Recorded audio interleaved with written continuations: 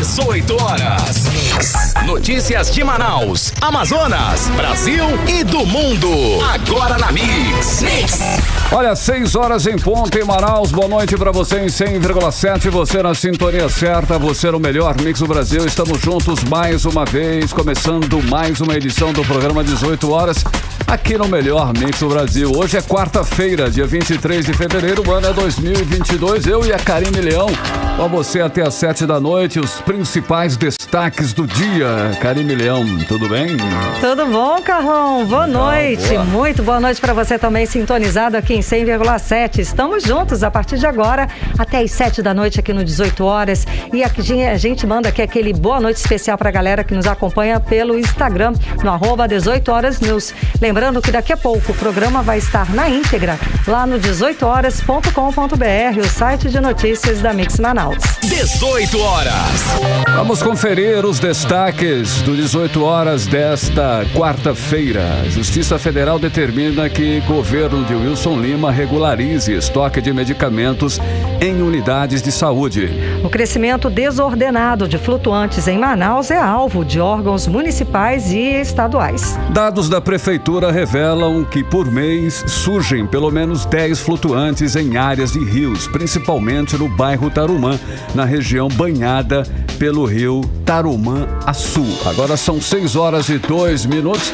Até às 7 da noite você confere os principais destaques do dia. Vamos juntos com mais uma edição do 18 horas aqui no melhor Mix do Brasil. 18 horas. Olha, e o assunto mais comentado, inclusive nas últimas 24 horas em Manaus, é o bizarro caso de tráfico internacional de órgãos humanos, envolvendo o professor Helder Bindapimenta da Universidade Estadual do Amazonas, que é a UEA. A operação da Polícia Federal, que realizou busca e apreensão na casa do professor e no laboratório de anatomia da UEA, continua repercutindo, Karine. Pois é, Carlão, é porque o caso não é de agora não, tá? O professor da UEA, suspeito de traficar órgãos humanos para a fabricação de roupas e acessórios em Singapura, na Ásia, é investigado pela Polícia Federal desde outubro do ano passado. A Polícia Federal investiga também se existem outros envolvidos e a origem dos órgãos humanos traficados. A defesa do professor Helder Bindapimenta diz que ele vai contribuir com a investigação. Vamos conferir mais detalhes sobre esse caso na reportagem de Odineia Araújo. Em outubro do ano passado, a Polícia Federal apreendeu junto aos Correios um material com características de ser orgânico e com características de ser humano. A partir daí, a Polícia Federal começou a investigar quem estaria por trás desse envio. É o que explica o delegado da Polícia Federal, responsável pela Operação Plastina, deflagrada ontem em Manaus, Igor Barros. A partir daí, com essa detecção, nós começamos a iniciar a investigação aqui em âmbito interno. E aí partimos de laudos de imagens, né, e conseguimos a câmera de segurança. Aliado a isso, nós fizemos exames grafotécnicos para verificar quem seria de fato a pessoa, né, que escreveu, né, ou como remetente. Aliado a isso, também verificamos nas câmeras em relação ao veículo utilizado pelo remetente e com base nisso nós conseguimos identificar o autor. O autor do envio da encomenda, mão e 3 placentas humanas, era o professor de anatomia da Universidade do Estado do Amazonas, Helder Bindapimenta, segundo o delegado Igor Barros. Então descobrimos que ele é um professor de uma universidade aqui do estado, né, que ele detém o domínio da técnica de plastinação, que nada mais é do que a preservação de materiais biológicos para fins acadêmicos, só que nesse caso ele utilizou também essa técnica, mas para fim de remessa de material humano ao exterior. Isso de certa forma dificulta, né, para as autoridades, porque ela não emite cheiro, né, graças ao possível raio-x que a gente conseguiu verificar as características de serem humanos, mas fora isso é difícil. Logo quando ocorreu a apreensão do material, a equipe policial tentou entrar em contato com o remetente para verificar, né, a questão da legalidade, verificar que tipo de material ele estava encaminhando, só que nesse momento ele começou a ter algumas escusas, né, começou a fugir da responsabilidade e acabou que nesse momento ele ficou em silêncio e não colaborou com as investigações. Por meio de nota, a defesa do professor universitário informou que ele agora vai contribuir com as investigações da Polícia Federal e que é apenas investigado e não condenado por tráfico de órgãos humanos. Ainda conforme a defesa, Helder Bindá Pimenta está à disposição das autoridades para prestar os devidos esclarecimentos sobre o caso. O delegado da Polícia Federal, Igor Barros, confirmou que o destinatário da mão e das placentas humanas é o polêmico artista indonésio Arnold Putra. O destinatário ele é residente em Singapura. Nós apuramos tanto o remetente quanto o destinatário e verificamos que o destinatário já tinha esses indícios de recebimento de materiais, não só no Brasil, mas como no exterior, acerca de materiais humanos para fazer artesanato e adereços e até adornos, com características e peças humanas.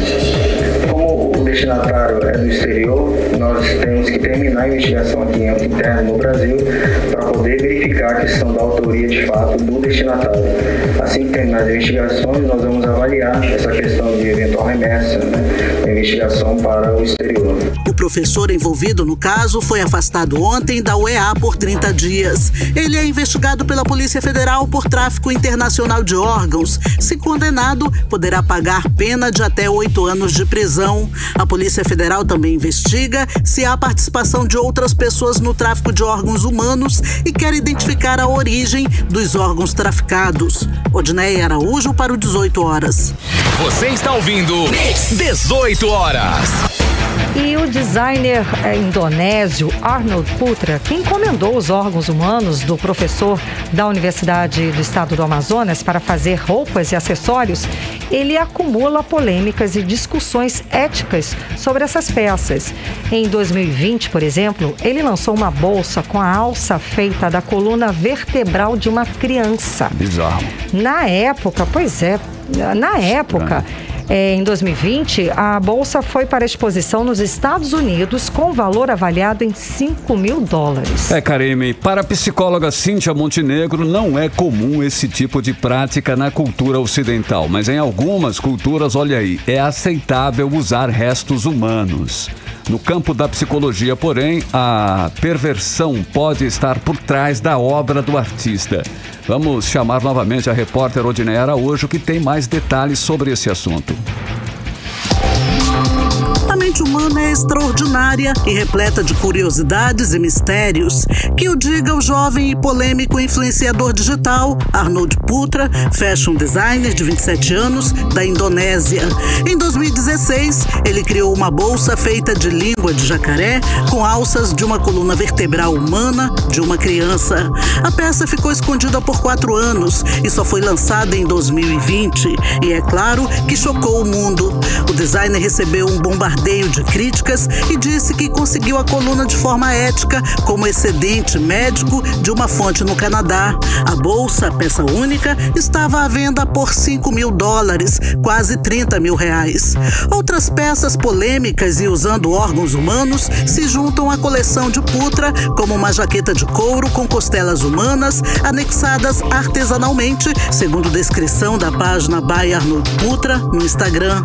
No ano passado, o designer encomendou do professor da UEA, Helder Bindá Pimenta, mão e placentas humanas para a fabricação de roupas e acessórios. Foi quando a Polícia Federal descobriu o tráfico internacional de órgãos humanos plastinados dentro do próprio laboratório de anatomia da Universidade do Amazonas, instituição do governo do estado. Plastinar significa substituir os líquidos corporais por materiais sintéticos para preservar o tecido humano. Mas como explicar toda essa excentricidade que leva um ser humano a usar órgãos humanos em peças e acessórios? A psicóloga Cíntia Montenegro diz que o caso em si é muito delicado por envolver questões relacionadas à bioética e à deontologia, ou seja, questões relacionadas ao tratamento ético da vida. Ela lembra que em alguns lugares é comum utilizar plastinação para exposição de cadáveres em museus, por exemplo. A psicóloga diz ainda que em algumas culturas isso pode ser aceitável, mas no Ocidente não é comum o uso de roupas ou acessórios com restos humanos. Já no campo da psicologia, segundo Cíntia Montenegro, a obra do artista pode revelar uma mente doentia. No caso do designer, a usar as partes do corpo humano para a criação de arte, a gente precisa estudar sobre vários olhares, como, por exemplo, se realmente é uma mente doentia, se realmente existe uma psicopatia ou um egocentrismo. Tudo isso, para que a gente chegue a um diagnóstico, precisa ser visto, estudado e analisado. O que a gente deve levar em conta e o que deve ser visto no momento é que de um lado há um crime, né? E de outro pode-se haver algum distúrbio mental pela necessidade do uso do chamado de usar coisas diferentes. Ainda segundo a psicóloga Cíntia Montenegro, na nossa cultura o ato é considerado desumano e perverso. O que há de fato é a falta de respeito e humanidade, por exemplo, com o corpo que um dia foi vivo e que hoje serve de objeto para outras pessoas. Na literatura não existe um diagnóstico preciso para que se possa dar o diagnóstico correto do designer. A gente precisa estudar e analisar a história desta pessoa. Agora, relacionado à nossa cultura ocidental, a gente precisa realmente entender que aqui no Ocidente esse ato é um ato considerado desumano e perverso da mente do próprio designer. De acordo com a Polícia Federal, o designer Arnold Putra é acostumado a receber encomendas de materiais humanos não só do Brasil, mas de outros lugares para fazer artesanato, adornos e peças. Odneia Araújo para o 18 horas. Você está ouvindo 18 horas. E o crescimento desordenado de flutuantes em torno de Manaus tem chamado a atenção. Dados levantados pela Prefeitura mostram que, por mês, surgem pelo menos 10 desses flutuantes em áreas de rios, principalmente no bairro Tarumã, na região banhada pelo rio Tarumã Sul. Karime, por conta disso, órgãos municipais e estaduais estão se reunindo com associações e trabalhadores do transporte fluvial e representantes do setor turístico para regularizar aí os mais de 600 flutuantes. Vamos acompanhar mais sobre o assunto agora na reportagem de Hector Silva. Manaus tem 10 flutuantes instalados todos os meses em torno da cidade. É o que aponta uma pesquisa feita pela Prefeitura de Manaus, que vem fazendo sucessivas reuniões na tentativa de regulamentar o uso das estruturas, principalmente na área do Tarumã, na zona oeste da capital. Segundo a diretora de turismo da Manaus CUT, Oreni Braga, durante toda a terça-feira, órgãos estaduais e municipais se reuniram com a Associação dos Trabalhadores de Transporte Fluvial e representantes do setor turístico para discutir o ordenamento e regularização dos mais de 600 flutuantes já identificados. No dia de ontem, dia 22/2, buscou exatamente discutir com o empresariado, com os parceiros como Amazonas Tu, IPAAN, SEMA, SEMIF, Implurb, SEMUSP, todos os parceiros das entidades de classes do setor turístico, a discutir exatamente não só os problemas, mas também as soluções para que nós possamos ordenar e regulamentar esse segmento que hoje aponta como um segmento de emprego e renda e que envolve o turismo local. Então, um dos pontos estratégicos que foram discutidos foi a questão da regulamentação ambiental. Está chegando ainda um volume importantíssimo de flutuantes naquela bacia, então é importante que haja um movimento que possa frear essa chegada de novos flutuantes até que o plano de gestão daquela APA seja definido, o plano de ocupação. Então, isso já está sendo trabalhado pela Procuradoria-Geral do Estado, a Vara de Meio Ambiente, discutindo junto à SEMA, que é a Secretaria Estadual de Meio Ambiente, e também que deve ser chancelada toda essa proposta pelo Conselho Estadual de Recursos Hídricos. Segundo Oreni Braga, a regularização é imprescindível para que este segmento se consolide como alternativa de lazer turístico e econômico. Segundo a Fluta, Associação de Flutuantes Turísticos do Tarumã, esse comércio tem movimentado cerca de 4 milhões de reais por ano. Então, foi tratado não só essa questão, mas também outras voltadas para a qualidade dos serviços turísticos, o acesso com relação à Marina do Davi, a capacitação e qualificação das pessoas que são prestadoras de serviço ali e também o ordenamento, a padronização desses equipamentos para que haja um trabalho mais voltado de divulgação e promoção. Além disso, também está se trabalhando toda a configuração oficial desses empreendimentos como empreendimentos turísticos, não só junto à Secretaria Municipal de Finanças do município de Manaus, uma vez que eles não existem para ter esse alvará, mas também a Amazonas Tour está trabalhando junto ao Ministério do Turismo no sentido de que eles possam ser cadastrados no Cadastro e aí efetivamente poder ser amparado pelos governos, tanto municipal como estadual, federal, no sentido de ter a sua participação efetiva no turismo do estado e, nesse caso, na cidade de Manaus, uma vez que aquela APA é uma APA municipal e tem todo um processo de gestão da Prefeitura de Manaus. Hector Silva para o 18 horas. Você está ouvindo 18 horas. Gente, na prática, essa questão aí dos flutuantes virou uma confusão generalizada, uma bagunça, ninguém manda em nada, né? Na prática é assim que funciona, porque qualquer pessoa pode chegar e instalar um flutuante sem a menor dificuldade e a maioria não tem sequer a autorização dos órgãos competentes e por isso os flutuantes viraram febre. Claro que é super prazeroso você estar lá, né? Mas com essa facilidade, sem regularização, vira bagunça mesmo, tá? E chega a comprometer a questão ambiental lá da área do Tarumã. É poluição visual, é poluição sonora, aqueles sons altos, absurdos, né? Sem falar na pior, o impacto ambiental, poluição da água. Afinal de contas, tem banheiro. Mas como é que é esse banheiro? Para onde você acha que vai a descarga? Direto para o rio, né, Carlão? Sim.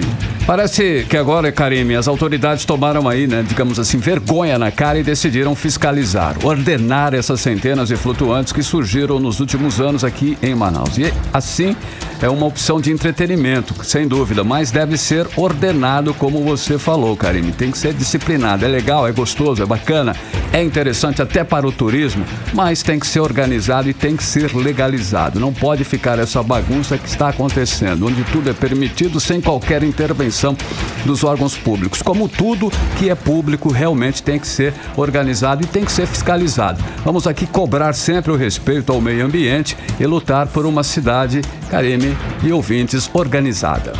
Você está ouvindo 18 horas. 6h18 em Manaus. Agora é hora da gente falar a respeito, falar sobre os bastidores da política amazonense com a repórter Artemisa Gadelha. Vamos lá, o presidente da Câmara Municipal de Manaus, o vereador Davi Reis, acabou de entregar a reforma do telhado do prédio da Câmara, tá? A obra, o telhado, né, essa reforma custou R$1.600.000. Maravilha, só que a chuva de hoje causou o quê? Goteiras.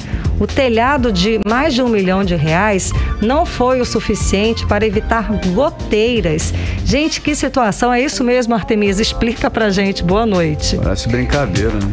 Isso mesmo, Karine. Boa noite para você, boa noite, Carlão, boa noite a todos que acompanham o 18 horas. Polêmica atrás de polêmica, a Câmara Municipal de Manaus. Para a gente entender, no final do ano passado, o presidente da Câmara Municipal de Manaus, Davi Reis, vereador Davi Reis, então, teve vários problemas, né, com o telhado do prédio da Câmara, que apresentou várias goteiras aí. Bom, O telhado da Câmara não sofria reformas desde a inauguração da sede do Parlamento Municipal em 2005. 17 anos sem reforma. Aí, mediante essa situação, o presidente da Câmara, vereador Davi Reis, contratou a obra pela empresa Vale do Rio Verde, Construções Eireli. Essa contratação foi realizada com dispensa de licitação, porque, segundo o Davi, se tratava de uma obra de emergência. A reforma do telhado, então, recebeu telhas de zinco galvanizado para resolver a situação dos vazamentos. Quando a obra iniciou, o Davi Reis acompanhou de perto o serviço. Ele mesmo subiu ao telhado da Câmara, acompanhado da equipe dele de engenharia para fiscalizar os trabalhos. Mas a obra milionária, como você disse, de R$1.600.000, pelo jeito, ainda precisa de manutenção. Na sessão da manhã desta quarta-feira, os vereadores acompanharam de perto vários vazamentos no plenário da casa. E sabe onde, mais especificamente, essas goteiras, Karime, Carlão e ouvintes?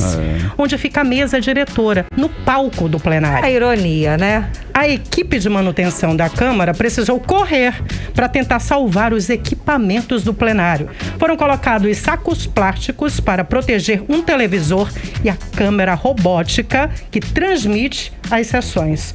Para o vereador Rodrigo Guedes, do PSC, a goteira no plenário mostra que a Câmara Municipal de Manaus tem gastado muito mal os recursos públicos. Vamos ouvi-lo? Mostra nada mais, nada menos as suspeitas, para não dizer as conclusões bem óbvias de como está sendo utilizado o dinheiro público que é destinado à Câmara Municipal de Manaus. Lembrando que não existe dinheiro da Câmara, existe dinheiro do povo, dinheiro que foi tirado do bolso do pai, da mãe de família, do trabalhador, para gerir, para sustentar, na verdade, a máquina pública.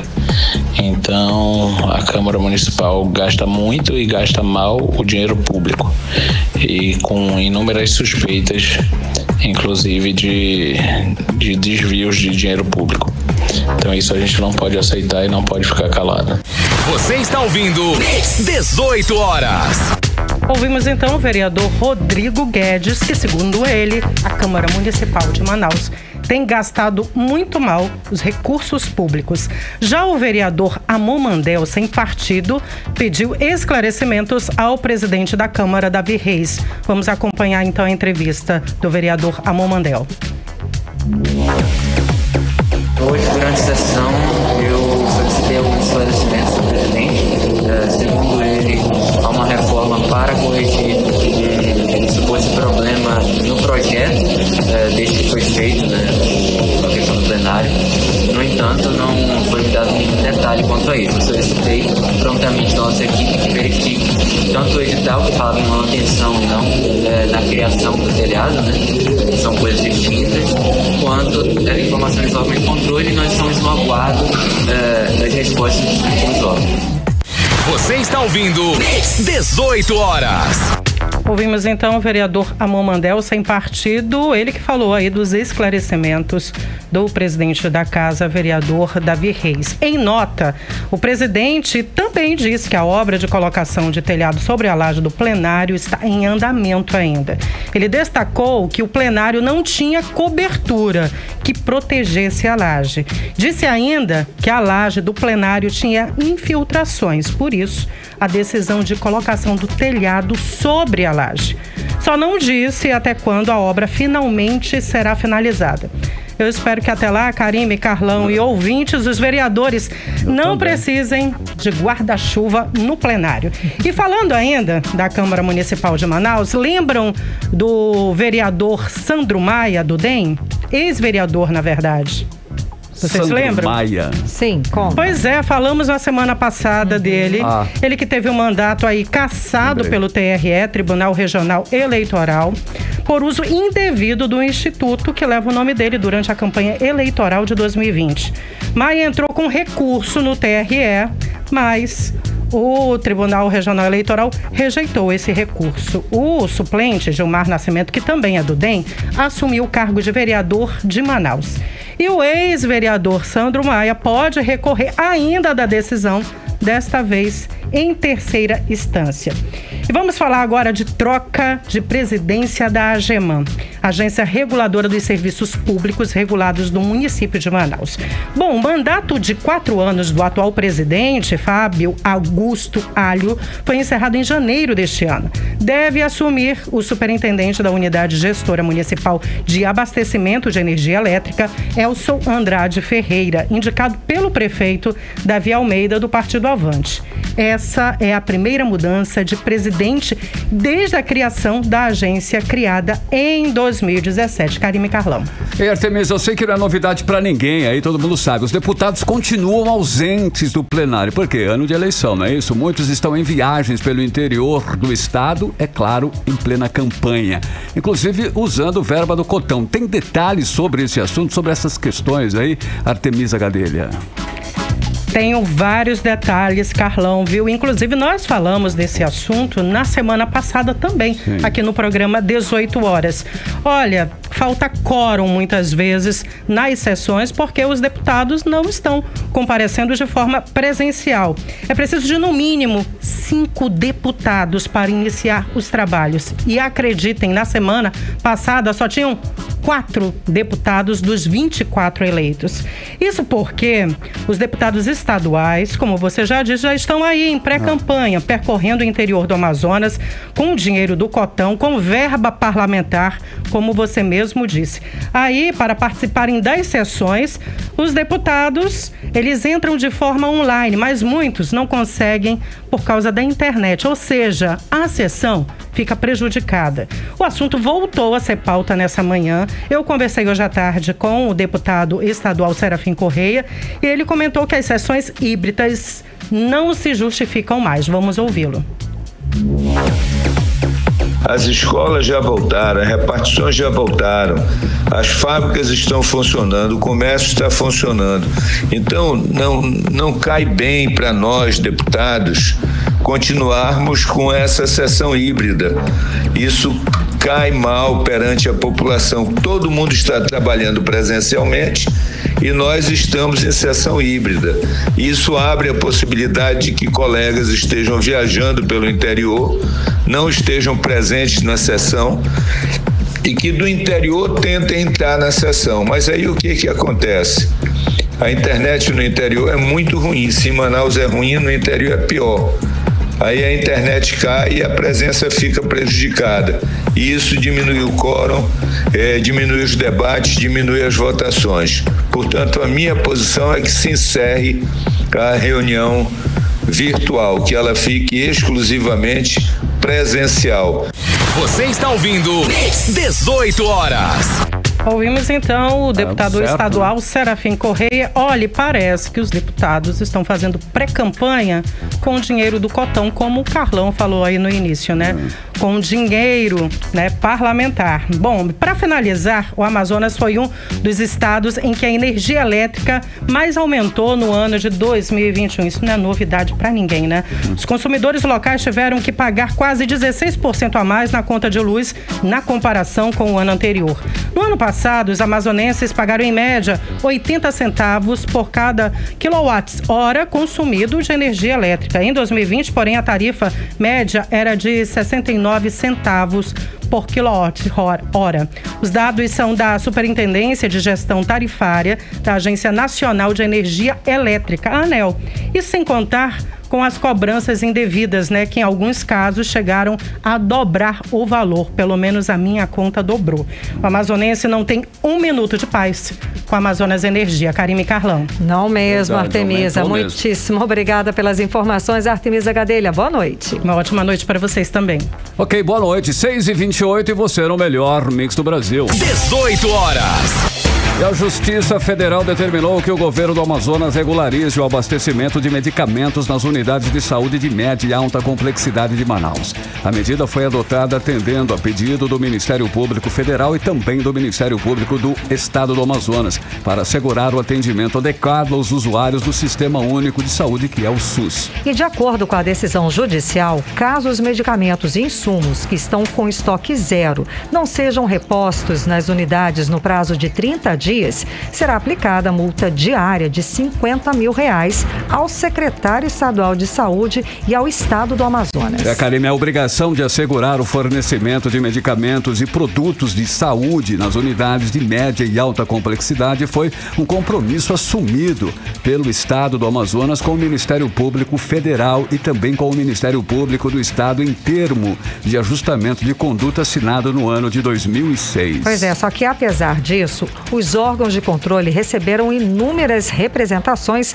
apontando a falta de medicamentos. E após a realização de inspeções em hospitais, policlínicas e na Central de Medicamentos do Estado do Amazonas, constataram que muitos itens no estoque de medicamentos e outros insumos necessários para o sistema de saúde estavam indisponíveis, comprometendo, é claro, o atendimento da população. Karime, entre as unidades de saúde mencionadas na decisão judicial que devem ter o abastecimento regularizado estão o Hospital 28 de Agosto, o Hospital João Lúcio, Hospital e Pronto-Socorro Platão Araújo, Pronto-Socorro Infantil da Zona Leste, o Joãozinho, Pronto-Socorro da Criança da Zona Sul, Pronto-Socorro Infantil lá na Zona Oeste, o CAPS Silvério Tundes, da Maternidade Ana Braga, a Maternidade Instituto da Mulher Dona Lindu, a Maternidade Balbina Mestrinho, a Maternidade da Alvorada, a Maternidade Nazira Dal, a Maternidade Azilda Marreiro e a Maternidade Chapote Prevost, Karime Leão. Carlão, e tem mais, tá? Faltam medicamentos também no SPA 24 Horas José Rodrigues, na UPA 24 Horas Campos Sales, o SPA Zona Sul, o SPA São Raimundo, Juventina Dias, Enfermeira Elai Meme, SPA e Policlínica Danilo Correia, SPA e Policlínica Dr. José Lins, Policlínica Zeno Lanzindi, SPA do Alvorada, Policlínica Tenente Weber, Policlínica Cardoso Fontes, Policlínica Antônio Aleixo e a Policlínica Gilberto Mestrinho. Ou seja, praticamente toda a rede está desabastecida de medicamentos. Essa decisão da Justiça Federal só vem confirmar o que todos nós já sabemos há algum tempo, hein, Karime? O governo do estado, na gestão de Wilson Lima, mente na propaganda dizendo que a saúde do Amazonas está a mil maravilhas, né? Está funcionando, está tudo bem. Mas a realidade é bem outra, é completamente diferente do que é anunciado. Faltam medicamentos, equipamentos, instrumentos cirúrgicos, falta pessoal e, sobretudo, gestão no sistema de saúde do estado. É um caos total, apesar do estado dizer que ter gasto aí mais de 3 bilhões e 900 milhões de reais na saúde no ano passado. Pois é, Carlão, a verdade é que a saúde nunca foi prioridade na gestão de Wilson Lima. Ontem mesmo, aqui no 18 Horas, nós entrevistamos a presidente do Sindicato dos Trabalhadores em Santas Casas, entidades filantrópicas e religiosas e estabelecimentos de saúde do estado do Amazonas, a Graciete Mouzinho, e ela fez sérias denúncias contra o governo. Foi até um desabafo, foi emocionado até o depoimento e a entrevista com Graciete Mouzinho. O estado do Amazonas simplesmente não paga os direitos trabalhistas dos mais de 6 mil trabalhadores contratados no regime de direito administrativo. Ainda segundo Graciete Mouzinho, a dívida total é superior a 58 milhões de reais. Com tanto dinheiro em caixa, a pergunta que eles fazem, a pergunta que a sociedade faz, por que não paga os direitos trabalhistas destes profissionais da saúde? Direitos previstos e amparados por lei. Karime Leão, realmente é uma situação bastante complicada. Por que não pagar? Chega a ser criminosa essa situação. E para forçar o pagamento desses direitos, que os profissionais de saúde estão com indicativo de greve, inclusive ela falou isso aqui ontem no programa, né? Isso que estava lá. Isso porque o governo sequer aceita negociar com esses trabalhadores. é definitivamente uma administração, como você falou, não valoriza os servidores públicos e não valoriza, com certeza, o setor da saúde, Karine. E pior, Carlão, aqui durante a entrevista, ela emocionada, muito ofendida, ela disse que recebe deboche. Humilhada. Ela é humilhada na hora que vai reivindicar os direitos trabalhistas de toda essa categoria que trabalha diretamente, que trabalha diretamente com o público na rede de saúde do estado do Amazonas. Ou seja, a gestão é o que a gente sabe mesmo, não valoriza os profissionais de saúde e nem os pacientes, tá? Porque se uma ponta não vai bem, a outra também não. A gente acabou de falar dos inúmeros insumos e medicamentos que estão faltando em praticamente toda a rede pública de saúde. Deixar zerar esse estoque de medicamentos, como foi comprovado pela Justiça Federal, é também um ato irresponsável e criminoso. O governador realmente deveria fazer menos campanha política e trabalhar para não deixar, pelo menos, faltar medicamento nas unidades de saúde. É o básico. Isso sem falar em cumprir a lei e pagar os salários atrasados dos profissionais de saúde. 6h35 e você no melhor Mix do Brasil. 18 horas. E começou hoje o período de matrículas da primeira chamada do Sistema de Seleção Unificado, SISU, para o primeiro semestre deste ano. Os estudantes aprovados, então, devem comparecer nas instituições de ensino para inscrição. E o prazo de matrícula termina no dia 8 de março. Karine, o SISU é o processo seletivo que os estudantes concorrem à vaga de instituições públicas de ensino superior com nota do Enem. Nesta primeira edição de 2022, são oferecidas 221.790 vagas, sendo que mais de 84,5% foram para as instituições federais, entre universidades e também institutos. Exato, Carlão. E atenção, tá? Caso o aluno não tenha sido aprovado, ele pode se inscrever a partir de hoje também na lista de espera. O prazo é até o dia 8 de março também, e o resultado da segunda chamada será divulgado no dia 10 de março, lá no site do SISU. 6h36, você no melhor Mix do Brasil. E daqui a pouco, aqui no 18 horas, cirurgias de fissuras lábio-palatinas estão suspensas no Hospital Infantil Dr. Fajado, de responsabilidade do governo do Amazonas. Esse é o nosso assunto em instantes, aqui no 18 horas. Mix. Agora nós vamos conferir a previsão do tempo em tempo e temperatura para esta noite. Hoje é quarta-feira. Tempo e temperatura com Karine Leão. Previsão do tempo. Segundo informações do Climatempo, a previsão é de períodos de nublado com chuva a qualquer hora. As chances de chuva são de 90%, a umidade relativa do ar fica entre 66% e 98% e a mínima prevista é de 24 graus, a máxima pode chegar a 31 graus. Carlão. Mix. Nível do Rio Negro subiu mais 3 centímetros de ontem para hoje. Agora a cota registrada lá no Porto de Manaus é de 24 metros e 12 centímetros acima do nível do mar. Você está ouvindo Mix 18 horas. Olha, uma nova modalidade de roubo tem se tornado comum aqui na capital, hein, Karine? Aqui em Manaus, olha só, é o assalto relâmpago em que a pessoa é obrigada a fazer transferência via Pix, olha só essa, para a conta dos assaltantes. Pois é, Carlão, ontem mesmo uma empresária foi vítima desse golpe aqui no bairro Adrianópolis. Ela foi rendida e levada por 2 criminosos no carro dela mesma.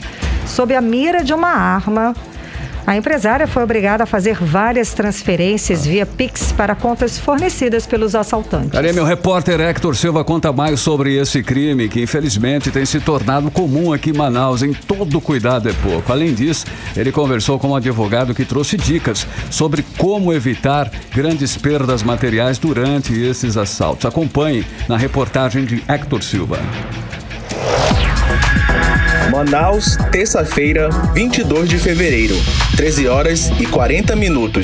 A empresária Rosângela Freire sai de um estacionamento de um salão de beleza no bairro Adrianópolis, zona centro-sul de Manaus, quando é abordada por 2 homens armados. Ela sai do carro e é vistoriada por um dos assaltantes. Percebendo que ela não tinha nada de valor ali, um dos homens então a pega pelo braço e a obriga a entrar no carro com a dupla. Dali pra frente, foram horas de horror, como relata a irmã de Rosângela, Rejane Freire. Ela foi na Paraíba, né? Foi no salão, e aí quando ela saiu, que o carro dela estava em estacionamento, ela foi abordada por esses dois indivíduos que aparecem no vídeo, eles armados, né? Ela tá assim, muito em estado de choque, ela tá muito abalada, assim, com o que aconteceu. A empresária, sob a mira dos assaltantes, foi obrigada de dentro do seu carro a fazer transferências via Pix. Horas depois, quando os criminosos limparam a conta da vítima, eles a deixaram em frente a uma escola particular no mesmo bairro onde a abordaram. Dramas como os vividos por Rosângela têm acontecido com frequência em Manaus. Em números, a reportagem do 18 Horas não consegue dizer quantos assaltos desse tipo aconteceram na capital amazonense, pois solicitamos os números com a Secretaria de Segurança Pública do Amazonas e eles não nos apresentaram os dados. Mas em uma pesquisa através de portais de notícias da capital, foram constatados em menos de 3 meses, ao menos 3 assaltos em que a vítima é feita refém e tem seu dinheiro roubado. Segundo o advogado Aldo Evangelista, especialista em direito digital, esse tipo de crime tem crescido em Manaus devido às facilidades da tecnologia Pix. É uma maneira de transação de negócios financeiros que se popularizou no Brasil, passou a ser utilizado desde novembro de 2020 e hoje você pode até comprar uma água de coco e até pagar o franelinha na rua com o Pix. Por conta dessa popularização do Pix, claro, veio a parte tóxica, justamente sequestros e muitos golpes que a gente chama mais tecnicamente de fraudes com relação à utilização do Pix. Diante desse cenário frequente, o advogado orienta que a maior parte do dinheiro deve ficar em uma conta que você não tem acesso da rua pelo celular. O que a gente orienta também é que o usuário do Pix que nos ouve agora na Rádio Mix tenha essa cautela de não utilizar todas as suas contas bancárias, todas as suas contas você obter chave Pix e todas as suas contas você justamente utilizar apenas o único celular, o seu smartphone, e esse smartphone justamente você utilizar diariamente na rua. O que a gente orienta você andar na rua apenas com aquela conta, com aquela chave Pix vinculada àquela conta que você vai utilizar ali diariamente e naquela conta limitada ali com uma média de valor que porventura você utiliza ali no dia a dia. Os demais valores, a orientação é você deixar em outra conta bancária instalado o aplicativo bancário em outro celular, outro smartphone, que você não transita com ele na rua, ou seja, esse outro celular pode ser um celular antigo ou já o seu usado, a qual você deixa em casa, você não transita com esse celular.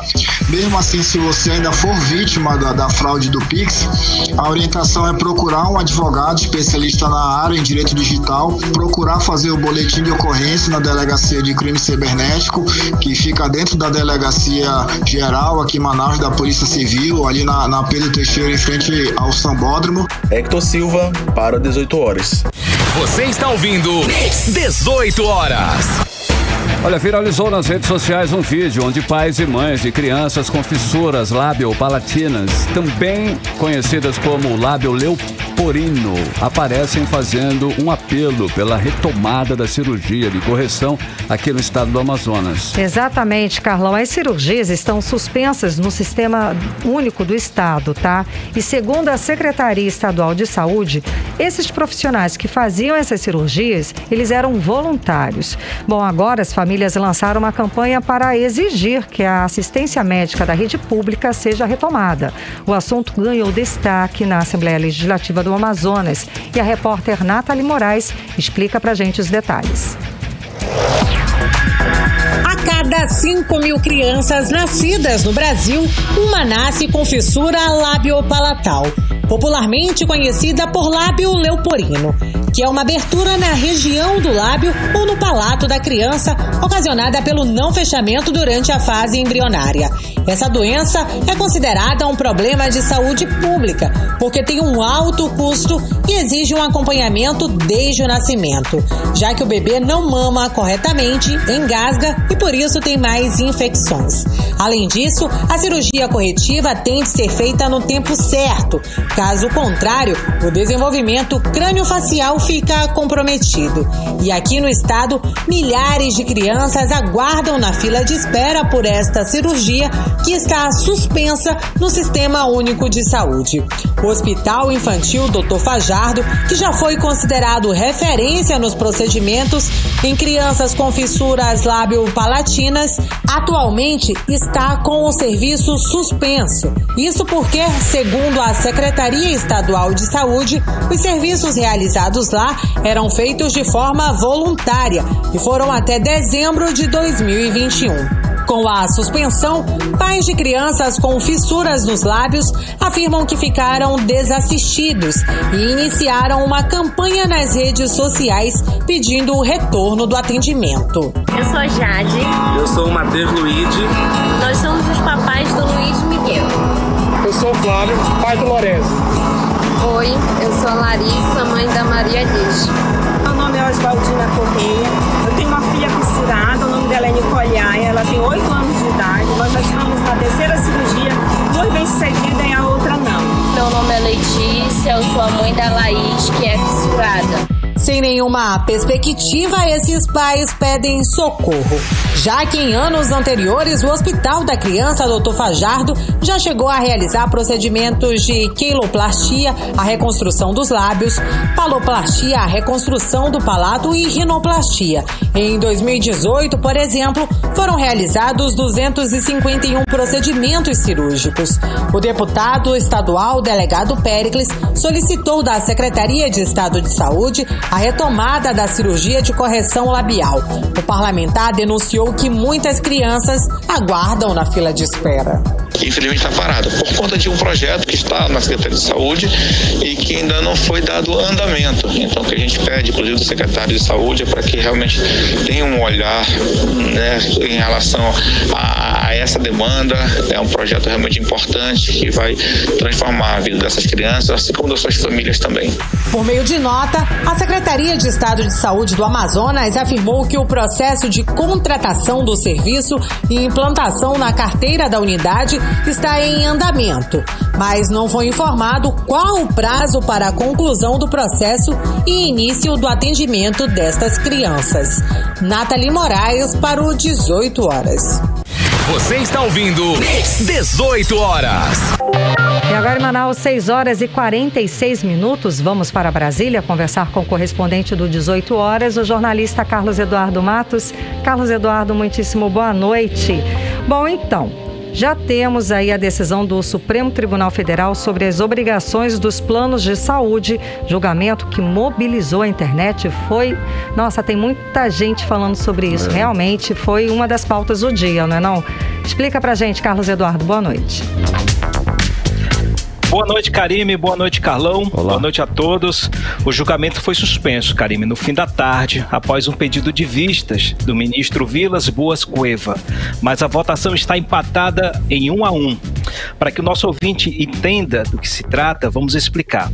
O Superior Tribunal de Justiça, o STJ, quer decidir se os planos de saúde são obrigados a cobrir os tratamentos previstos na lista da ANS, Agência Nacional de Saúde Suplementar, de forma taxativa ou exemplificativa. Hoje, o Poder Judiciário entende que a lista da ANS é exemplificativa e, por isso, os planos de saúde são obrigados a cobrir tratamentos, exames e outros procedimentos médicos que não fazem parte dessa lista da ANS, porque essa lista, chamada de rol, serve apenas de parâmetro para as operadoras. Quando o plano nega um tratamento, o paciente nega Quando o plano nega um tratamento, o paciente entra na justiça e consegue o direito de fazê-lo, porque há esse entendimento jurídico. Diante disso, Karine, as empresas querem mudar o entendimento do Poder Judiciário para taxativo. Se o entendimento do STJ mudar para o rol taxativo, os planos de saúde passarão a atender somente aquilo que está na lista da ANS. E isso vai prejudicar principalmente as pessoas em tratamento contra o câncer, autismo, pessoas com doenças raras, enfim. Todos os tratamentos mais complexos e duradouros vão ser severamente prejudicados. Esse julgamento mobilizou as redes sociais, inclusive o apresentador Marcos Pinhon, Karime, foi o grande mobilizador, o divulgador dessa mobilização aí. Inclusive aconteceu uma manifestação em frente ao STJ. Um grupo de mulheres se acorrentou em protesto contra esse julgamento, mas felizmente o julgamento foi adiado, dando um fôlego para quem está acompanhando o desfecho dramático desse caso. A gente conversou com a advogada do Instituto de Defesa do Consumidor, o IDEC, a Ana Navarrete. Ela destacou o voto da ministra Nancy Andrighi, que foi importante para empatar o placar, já que o relator votou pela forma taxativa. Vamos ouvir o que ela disse.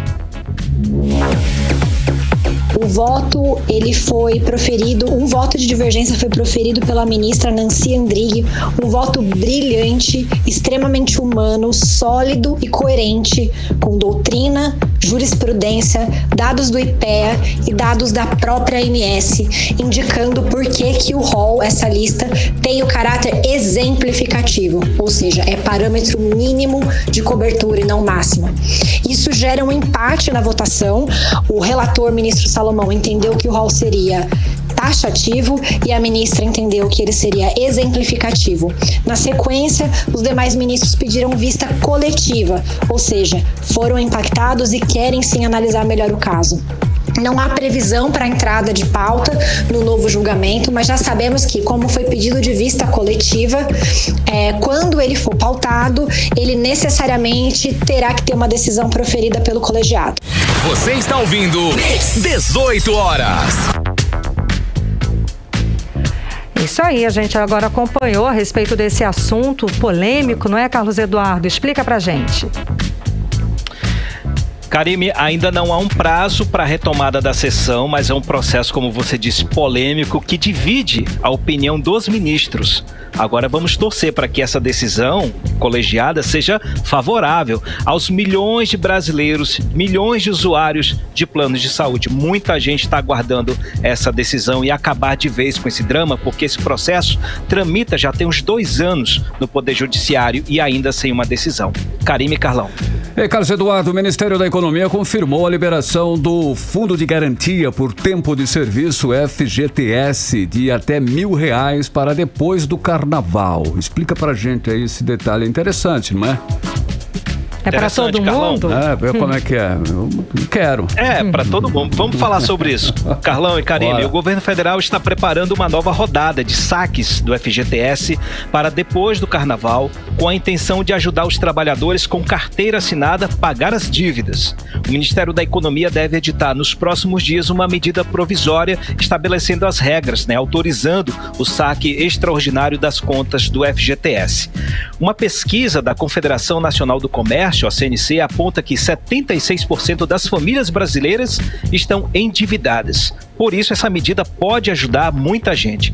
Cada trabalhador vai poder sacar até R$1.000 da conta do FGTS. O valor pode ser sacado de forma fracionada, mas o total não pode passar de R$1.000. A expectativa do governo, Carlão, é beneficiar 40 milhões de pessoas, injetando até 30 bilhões de reais na economia ao longo do ano. Essa é mais uma medida idealizada pelo ministro Paulo Guedes, que está colaborando aí com a pré-campanha do presidente Jair Bolsonaro. Foi ele quem bolou a ideia de aumentar o Auxílio Brasil para R$400, de conceder o Vale Gás e de anistiar as dívidas do FIES. Ainda assim, ele segue sendo escanteado dentro da equipe do governo, à sombra do ministro-chefe da Casa Civil e principal mandatário do Centrão, Ciro Nogueira. E para completar o inferno astral de Paulo Guedes, o senador Flávio Bolsonaro disse que em uma eventual reeleição do pai dele, Paulo Guedes não vai ser mais o posto Ipiranga. Falando em economia, Carlão, o Senado avançou com a reforma tributária. a PEC 110. O senador Roberto Rocha, do PSDB do Maranhão, apresentou o parecer dele à proposta na Comissão de Constituição e Justiça, mas aí veio um pedido coletivo de vistas que prorroga a votação dessa PEC por mais 3 sessões. A PEC 110, Carlão e Karim, para vocês entenderem, para todos nós entendermos, ela busca simplificar o sistema tributário brasileiro, unificando diversos impostos federais sobre consumo, entre eles PIS e COFINS, e criando apenas 2 impostos, o IVA, que é o Imposto sobre Valor Agregado, e o IS, que é o Imposto Seletivo, que vai substituir o Imposto sobre Produtos Industrializados, o IPI. E já tem deputado do Amazonas se mobilizando porque pode prejudicar a Zona Franca de Manaus, mas amanhã a gente fala sobre isso porque as manifestações surgiram agora à noite. Mas aí o relator dessa PEC mudou diversos pontos da proposta, causando divergência entre os senadores. A votação deve ficar para depois do Carnaval. Carlão e Karime. Carlos Eduardo, então, para finalizar, o que temos de novidade a respeito da corrida presidencial? Minha querida, a novidade é a polêmica em torno do gasto absurdo do presidente Jair Bolsonaro durante as férias nesse fim de ano. Pois é. A Secretaria-Geral da Presidência da República, atendendo à Lei de Acesso à Informação, respondeu ao jornal O Globo e informou que o presidente Bolsonaro gastou a bagatela de R$900 mil em apenas 7 dias. Não se trata de fake news, gente. É informação oficial da Secretaria-Geral da Presidência da República, órgão auxiliar do presidente da República. E essa notícia caiu como uma bomba na pré-campanha presidencial, porque Jair Bolsonaro já havia sido muito criticado porque ele se manteve de férias, enquanto 25 pessoas morreram no extremo sul da Bahia e centenas de pessoas perderam suas casas com as enchentes. E agora veio a público esse valor exorbitante de R$900 mil. E de acordo com essas informações oficiais, entre os dias 27 de dezembro e 3 de janeiro, período em que ele esteve na cidade de São Francisco do Sul, lá em Santa Catarina, o presidente gastou exatos R$ 899.374 com despesas dele e de sua comitiva, formada por assessores e seguranças. E no dia 4 de janeiro ele foi para o hospital com obstrução intestinal porque não mastigou direito os camarões de uma muqueca. E tem mais, Karime.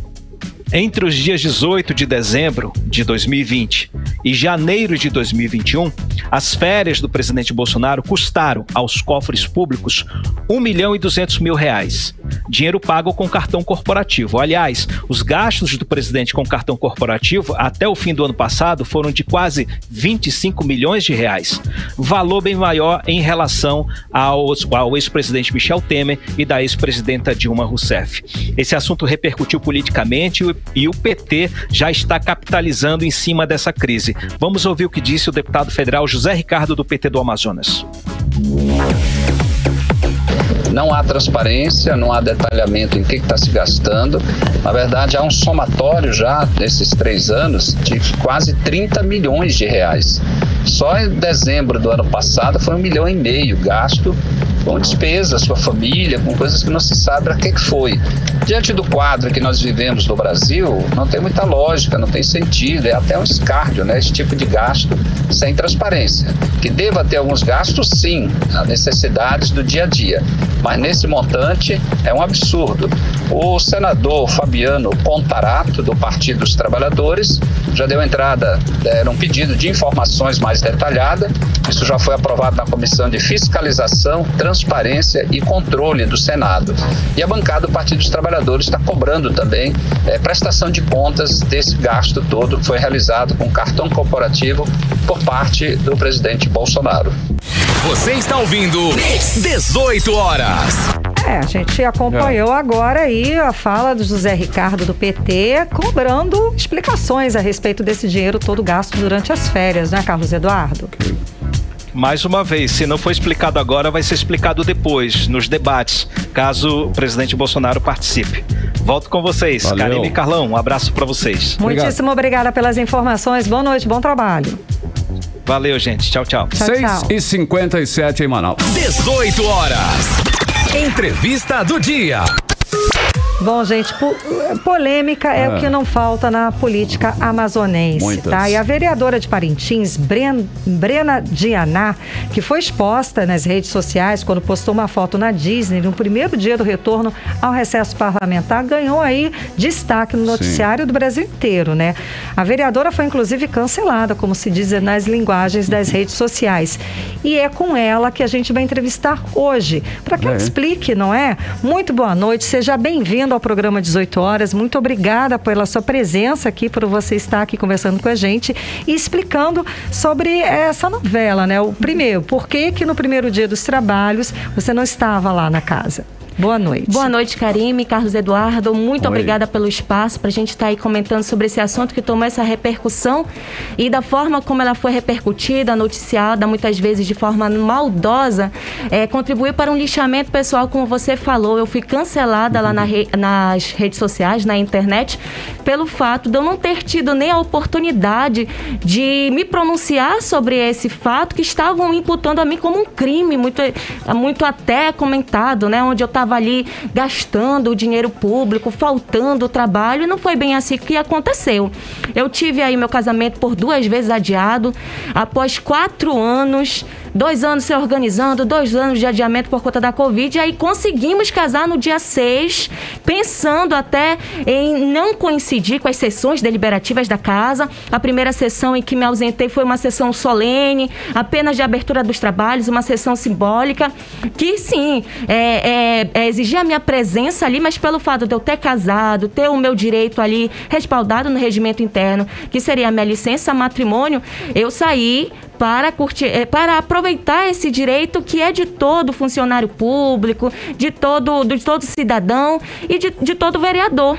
Só que o que me estranhou, Carlos Eduardo, foi a projeção que deram à minha ausência e que me conotou aí a questão do meu trabalho na Câmara Municipal de Parintins. Que o que acontece? As pessoas, elas pegaram o final da história, elas não entenderam o enredo. Então, faltou comunicação da sua parte, você acha? Desculpa te interromper. Ou foi má fé mesmo dos vereadores, dos seus colegas vereadores? Carlos, na verdade, houve má fé de ambas as partes. Até porque depois que noticiaram tudo isso, fizeram toda essa repercussão chegar, né, em todos os 4 cantos do estado, que vieram me procurar, que vieram entender a minha parte, e não é bem assim que funciona, né? Eu acredito que as matérias, elas devem ter aí uma responsabilidade ao serem noticiadas, ver as 2 partes, para que você faça uma averiguação do que é verdadeiro e do que não é verdadeiro. Só que eu não tive um momento de fala, eu só tive após eu já estar sendo alvo de um lixamento virtual, e que foi ilegal e foi imoral. E quando eu cheguei na Câmara Municipal para apresentar a minha licença matrimônio, mais uma vez aí eu fui interpretada de forma equivocada, mesmo tendo ali o regimento interno nas mãos, mesmo eu falando das leis, os vereadores entenderam de uma outra forma.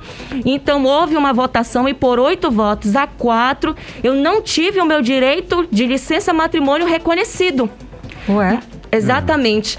No mesmo dia, a minha advogada, que pelo fato de eu estar passando por esse momento delicado, ela estava me acompanhando na Câmara e ela foi impedida de entrar. A presidente da OAB também, por estar ali se tratando de uma advogada impedida no exercício da sua função, ela também esteve ali intermediando uma conversa, né, até uma negociação para que ela pudesse entrar e me acompanhar. Só foi possível após eu retirar os meus 2 assessores do parlamento para que elas pudessem se fazer presente ali na sessão legislativa. E esse fato de estar usurpando o meu direito não foi só ali no dia 21 de fevereiro deste ano. Ele já vem muito antes, quando eu apresento os meus projetos. Foram 5 projetos de benefício para a população e todos negados, todos rejeitados. Vários requerimentos meus que apresentei ali buscando transparência nos gastos na Covid-19, transparência nos gastos das obras públicas do município, também nas obras da educação. Foram vários requerimentos que foram negados. Vereador. E você acha que... Por isso que afirmo que era uma perseguição, política. Teria algum, pelo fato também de você ser mulher... Como é que vocês enxergam, né, percebem essa situação? Bom, vai muito do fato de eu ser oposição ali em Parintins, de eu não me curvar à ditadura do prefeito municipal, né, de eu ir de contra os interesses particulares ali, em onde muitas pessoas agem dessa forma, o que é uma imoralidade, porque você está ali a serviço do povo.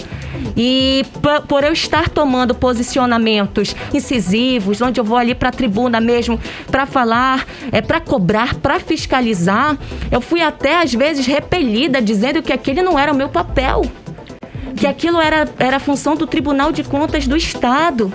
Então a gente vê aí que o fato de uma pessoa se posicionar sobre um determinado assunto e ir de contra com interesses particulares, isso causa aí como é que eu posso dizer, uma perseguição mesmo de fato, que eu venho sofrendo. E é por isso que eu tenho me posicionado. Estou aqui não pelo fato de ter sido descontado no meu salário, porque se eles tivessem descontado todo o salário, por mim também não tem problema. É mais uma questão de honra mesmo, Artemisa. Karime, desculpa. Imagina, eu tô vereadora. Sentindo falta da Artemisa também. Sim, ela é ótima, ela participa aqui com a gente também. Eu sou ouvinte da rádio. Muitíssimo obrigada. Imagina, mas escutamos, ouvimos o seu lado, toda a situação, e acho que agora a gente esclarece para o ouvinte tudo isso que aconteceu. Muitíssimo obrigada pela sua presença aqui, esclarecendo e conversando com a gente aqui no 18 horas. Karime, se eu pudesse falar também um pouquinho mais do que aconteceu comigo lá na Câmara, né, que foi o fato também de eu sofrer aí com o machismo institucional por parte do presidente da Câmara, por parte do próprio gestor do município também, que tem me atacado. Então, para as pessoas entenderem, é só ir nas minhas redes sociais e acompanharem toda essa situação que estou passando. Qual a sua rede social para a gente acompanhar? Brena Dianá. Tá ok, então. Muitíssimo obrigada, Brena. Boa noite, vereadora. Bom trabalho. Boa noite. Obrigada. Vocês. Agora em Manaus, 7 horas e 4 minutos. Seguimos direto para o Editorial 18 horas. Editorial 18 horas. E hoje, a Justiça Federal determinou que o governo do Amazonas regularize imediatamente o abastecimento de medicamentos nas unidades de saúde de média e alta complexidade de Manaus. A decisão vem após denúncias apresentadas pelos Ministérios Públicos Federal e Estadual e de uma inspeção que confirmou o desabastecimento das unidades de saúde. O governo Wilson Lima tem prazo de 30 dias para regularizar o estoque sob pena de pagar multa diária de R$50 mil. Essa decisão da Justiça Federal desmente a propaganda milionária do governo Wilson Lima, que tenta convencer a população com mentiras de que a saúde está a mil maravilhas. A realidade é bem diferente. E quem depende de uma consulta, de um exame, de uma cirurgia ou de um medicamento nas unidades de saúde, sabe que falta tudo. As filas para exames são intermináveis e chegaram a demorar meses, comprometendo a saúde do paciente. O governador Wilson Lima disse recentemente na Assembleia Legislativa que investiu mais de 3 milhões e 900 milhões de reais. E a pergunta que fica é: para onde foi tanto dinheiro? Por que o serviço continua sendo precário? Os profissionais de saúde estão com o pagamento de direitos trabalhistas atrasados e as cooperativas médicas também estão com os pagamentos em atraso. É complicado. Tivemos 3 secretários de saúde presos e o governador é réu num processo em que responde por chefiar uma organização criminosa que desviou recursos da saúde. Diante de tantos problemas, o resultado não poderia ser outro. Tivemos 2 colapsos no sistema e ainda hoje os pacientes sofrem com a falta de medicamentos nas unidades de saúde. A verdade é que a saúde nunca foi prioridade para a administração Wilson Lima. E os reflexos, quem sofre é a população. 18 horas. Karime, 7 e 7. Boa noite, um beijo, até amanhã. Continue bem, continue em 100,7. Você ouviu 18 horas. As notícias do Brasil e do mundo. De volta amanhã.